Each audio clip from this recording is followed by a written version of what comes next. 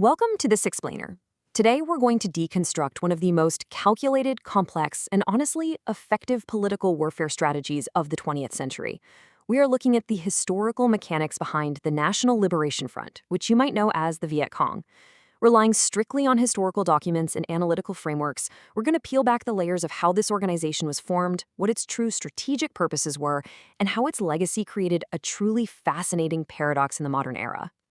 Okay, let's dive right into this. It brings up a central question that historians and military analysts have debated for decades. How exactly did a movement that looked to the whole world like a spontaneous, grassroots Southern uprising actually operate as a highly centralized, calculated strategy? To really understand this conflict, we have to look way past the battlefield and examine the public facade versus the geopolitical reality. Let's see how this all builds. So, publicly, the National Liberation Front presented itself as a purely Southern organization. Formally set up in December 1960, it successfully pulled in all sorts of diverse, non-communist groups. We're talking intellectuals, religious figures, and genuine nationalists who were just strongly opposed to the Saigon government. They joined for their own reasons, right? They were hoping for an independent South. But behind that public facade lay a totally different hidden reality. Historical records, from scholar Douglas Pike right through to the declassified Pentagon Papers, show the NLF was actually born out of a resolution at the Third National Congress of the Vietnam Workers' Party up in Hanoi. The real control remained firmly with the Central Office for South Vietnam, or COSVN, acting strictly as Hanoi's operational arm. Analysts actually classified this specific structure as a united front. Now, this wasn't some brand new invention. It's actually a classic Leninist political warfare technique. It's literally a masterclass in pragmatism. You gather diverse social forces under a broad, really appealing banner, in this case, Southern Liberation, while a highly disciplined centralized core maintains strict operational control. Those who join for their own ideals provide the manpower and the legitimacy, but once the objective is actually achieved, it's that disciplined core that decides the next steps. It was a perfectly calculated application of a historical blueprint designed specifically to navigate the tricky legal and media constraints of the Cold War.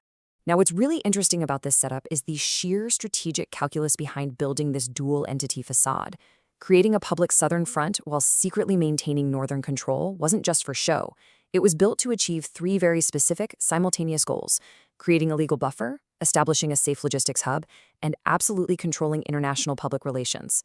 Let's break these down one by one to see how they practically functioned during the conflict. All right, goal one, the legal buffer. Think about the trap this created. By framing the conflict strictly as a localized Southern uprising, Hanoi effectively cornered its opposition. If the North openly invaded, it would be an act of conventional war, right? That would give the U.S. and South Vietnam full legal and moral justification to counter-invade the North. But because it was framed as an internal Southern rebellion, the opposition was completely stuck. If they fought only in the South, they were battling a force with an untouchable, continuously supplied rear base. But if they attacked the North, they risked being labeled as the aggressors against a sovereign nation. And that brings us to the logistics funnel. Because of that legal buffer established way back at the 1954 Geneva Accords, the North could act as a giant, untouchable funnel. For the vast majority of the war, Soviet and Eastern Bloc cargo ships openly docked at Haiphong port. The U.S. hesitated to stop this out of fear of sparking a direct global conflict with the Soviet Union. It wasn't actually until 1972, during Operation Pocket Money, that the U.S. finally mined the port. For over a decade before that, the North openly received international aid with almost zero consequences. Which leads us directly into Goal 2, the logistics hub. Once those massive shipments of weapons and supplies were safely received in the North, they definitely didn't just sit there. They were secretly funneled into the South through the incredibly complex network known as the Ho Chi Minh Trail, cutting right through Laos and Cambodia. Think about the scale here. This wasn't just some side operation or a minor smuggling route. This dual system, openly receiving goods in the North and secretly funneling them south, was the absolute core logistical strategy of the entire war effort. Then we have Goal 3, international public relations. The NLF and its later evolution into the Provisional Revolutionary Government in 1969 were just incredibly successful at isolating Saigon on the global stage.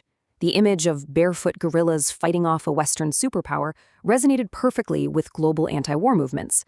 Millions in the West genuinely believed the narrative that this was purely a local fight for survival.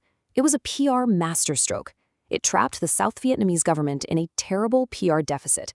They were constantly forced to try and prove they were actually fighting a war against the North, while the very structure of the NLF was perfectly designed to deny that exact fact.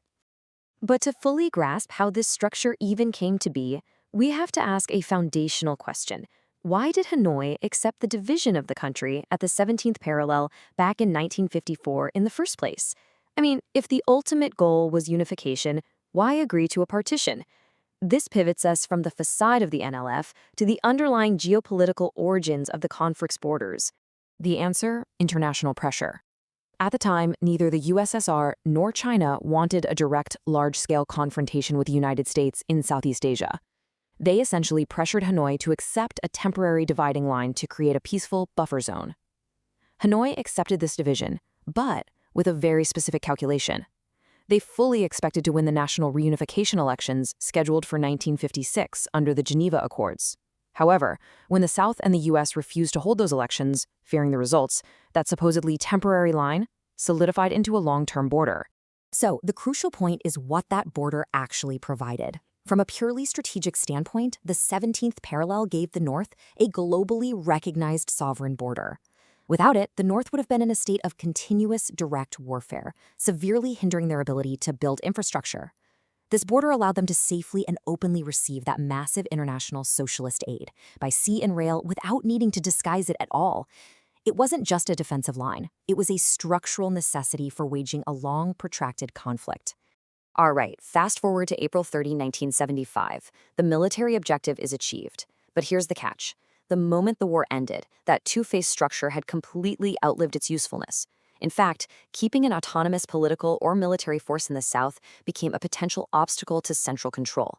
The Provisional Revolutionary Government, despite being the legal entity technically taking over Saigon, held no real power. The administrative and legal structures of the North were rapidly applied to the entire country, completely dismantling the facade. So what happened to those non-communist nationalist leaders who joined the NLF for their own ideals?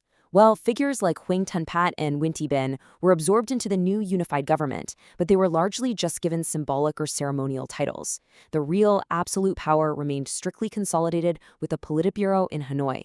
Memoirs and interviews later revealed that many genuine Southern nationalists realized, far too late, that they had operated a machine they ultimately could not control, essentially providing the vehicle for a Northern victory before being completely sidelined.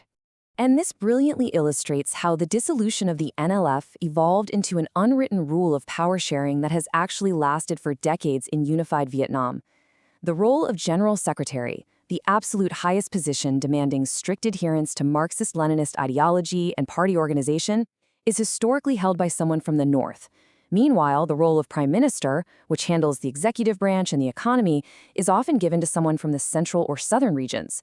It reflects this implicit understanding. The South serves as the economic engine, while the ideological keys remain firmly secured in the North. Now, that power structure held firm, but the economics did not. Living under a subsidized, stagnant economy led to a pretty harsh realization. In 1986, the Doi Moi economic reforms finally opens the country up to global markets. And this opening up eventually revealed a stark ideological paradox among the revolutionary elite.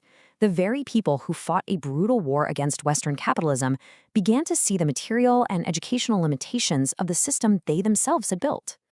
Which brings us to a really profound juxtaposition. It's captured perfectly in a popular saying among modern post-war cadres. Fighting America is work, sending kids to America is a need. It is just a stark summary of the massive gap between the political rhetoric that is still maintained in public and the private actions and desires of the post-war elite. Today we're looking at the descendants of those revolutionaries, the F2 and F3 generations, and they are completely unburdened by the psychological weight of the war. Their focus is on securing U.S. university degrees, obtaining green cards, and enjoying the freedom of business in Western markets.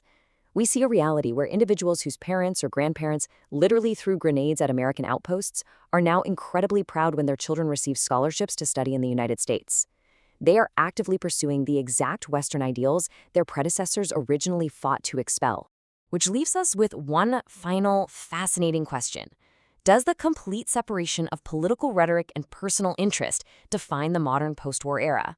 The language of the old war is absolutely still spoken by the state, but the actions of its elites point entirely toward the values of the system they supposedly defeated. It is the ultimate irony of a deeply calculated historical strategy. Thank you so much for joining me for this explainer. I hope this helped clarify the incredibly complex reality behind the facade. Catch you next time!